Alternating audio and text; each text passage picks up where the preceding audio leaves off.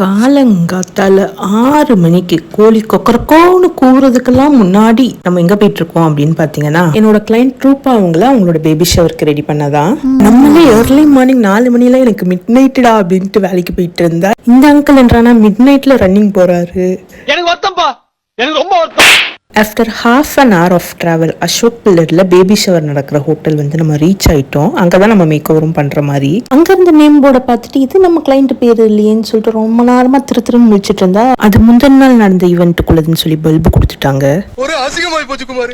அடுத்து மேக் ஓவருக்கு தேவையான பொருட்களை பரப்பியாச்சு. அண்ட் மேக்கப் வந்து பாத்தீங்கன்னா நீங்க உங்க இஷ்டப்படி பண்ணிக்கோங்க சொல்லிட்டு எனக்கு ஃபுல் ஃப்ரீடம் கொடுத்துட்டாங்க. So we gave her a skin finish makeup and அவங்க பிளவுஸுக்கு காம்ப்ளிமெண்ட் பண்ற மாதிரி பீச் கலர் ஐ ஷேடும் ஹேர் ஸ்டைல் வந்து மெஸ்ஸி பிரைடும் பண்ணியிருந்தோம். உங்க ஈவெண்ட்டுக்கு உங்களையும் இதே மாதிரி அழகா ரெடி பண்ணணும்னு நினைச்சீங்கன்னா ஸ்கிரீன்ல தெரியற நம்பருக்கு கான்டாக்ட் பண்ணுங்க. வித் தட் நம்ம வந்து கிளைண்ட்டுக்கும் அங்க ஹோட்டலுக்கும் எல்லாம் டாட்டா கட்டிட்டு வீட்டுக்கு கிளம்பி ரிட்டர்ன் ஆயிட்டோம்.